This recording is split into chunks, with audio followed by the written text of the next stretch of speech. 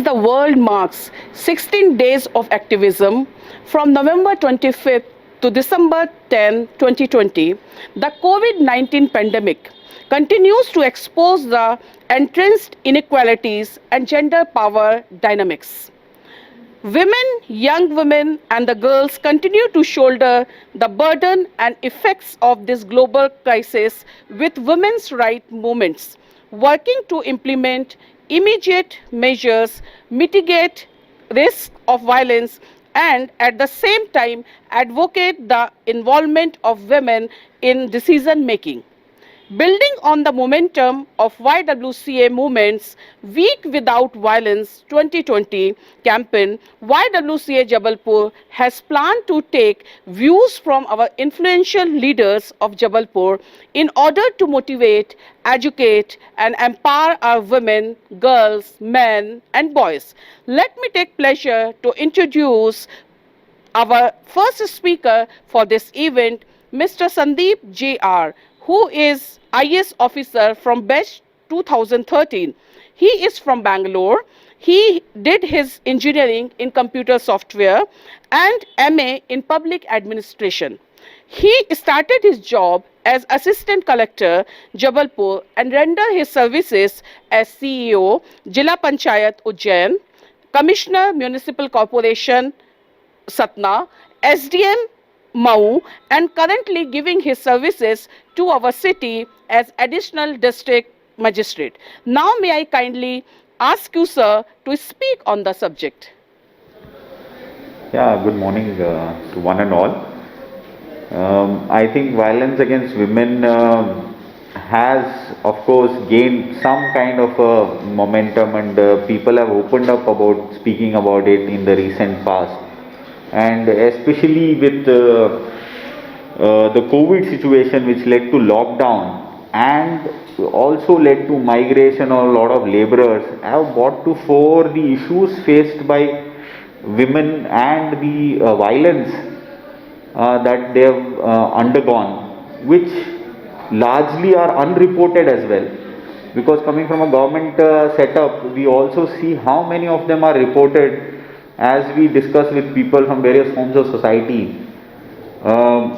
We all know, like in several of the UN's reports and even previously some world leaders like even Kofi Annan and others have spoken about how the number must be like 1 out of every third, 1 in every 3 women must have faced some form of violence, be it physical, be it sexual, or various other forms, even in terms of mostly with the oppressor being known to the person and very rarely being unknown.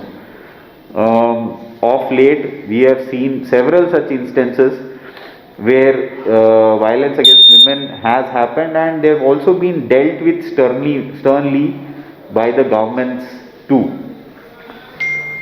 In a typical format, I think if you realize in a life cycle of a girl child, she faces violence at various levels, assuming the life cycle stages pre-birth itself.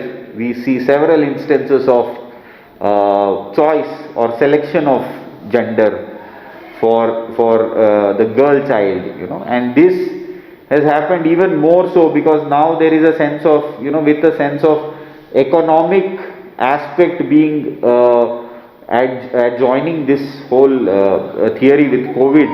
So we need to address this fact of the pre-birth violence, where a girl is yet to be born and there is violence against her. Of course, during birth there is also female infanticide, because several people do not want a girl child, and there is female infanticide, which we've again seen even during COVID times, that there might be instances largely unreported again. During childhood, maybe marital or child marriage, we see is a very prevalent thing. People try to hide the age of the girl child.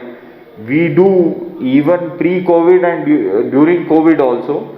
We have seen instances where our people from our department have gone ahead and stopped a few marriages where the girl is yet to reach the legal age of marriage. Of course, the more prominent ones during adolescence, like rape, and even post that, even marital rape, domestic violence, neglect of the elderly, particularly the widows, in the next stage. So these are all seen accentuated also during this period of lockdown, as was happening before.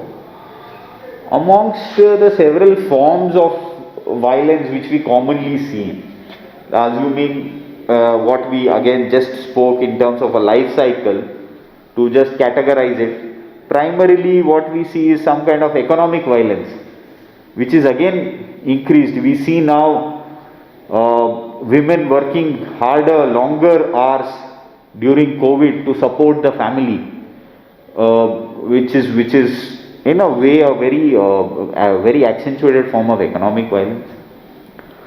Of course, owing to lockdown, we see a lot of online activities from a lot of people, and we see a lot of cyberbullying. Online abuse has largely increased in all forms, so which is more dangerous than any other form of violence, because at the end of the day all minds are being developed with this, and when there is an opportunity, it will transform into physical violence, sexual violence, and all such other forms of violence.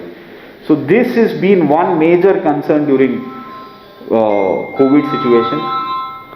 Of course, due to increased time at homes, domestic violence, or generally we use the terminology the intimate partner violence, that is increased a lot,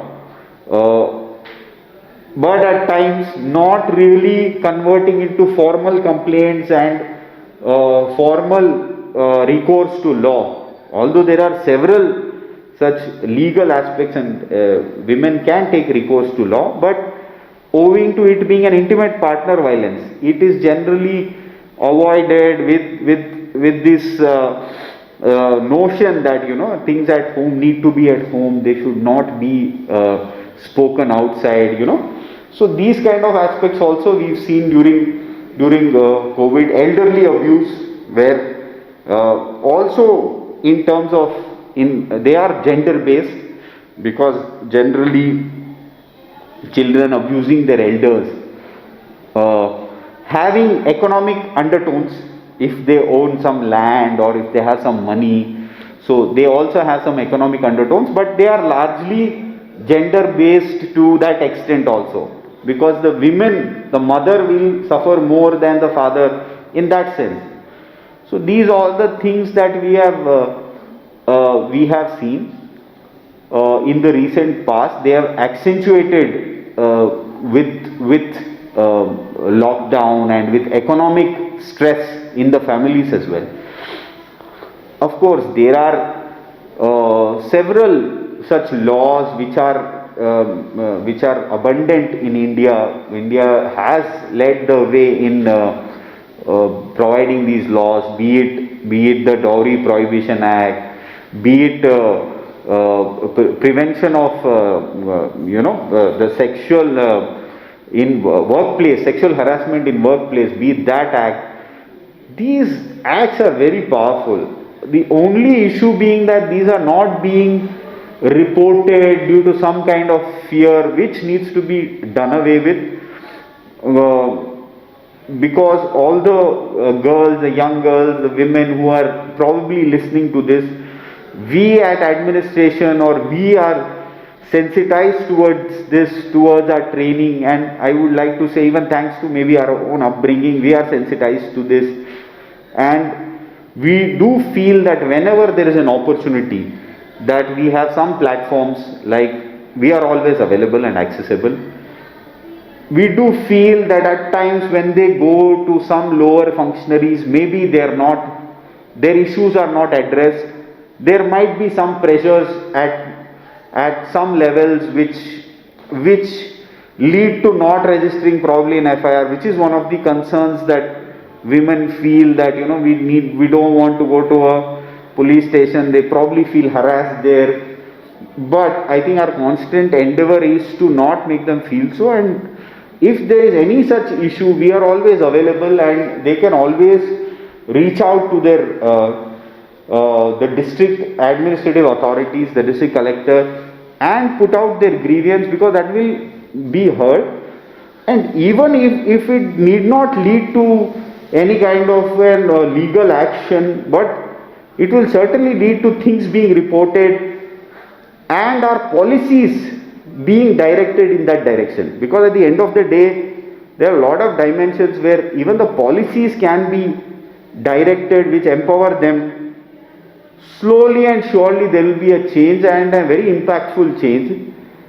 And I feel that that is the future that we should be looking at. So my message to all the young women out there, the young children, the girl children, even children of all genders. I mean, it's essentially more gender-based violence when we speak about. So any gender. So I think we should take that step and be proactive and speak to our nearest ones. If we feel threatened, we should not hide any of these things. Be it cyberbullying, be it physical violence by somebody we know at home, it is totally wrong. So the girl children need to be taught that even at home, if there is some kind of violence, abuse that is happening, please come out, speak to somebody you know, confide in somebody. If there is nobody else that you can confide to, the district administration authorities or your closest counselor is always there for you, and please do speak up, is my message. Thank you so much. Thank you.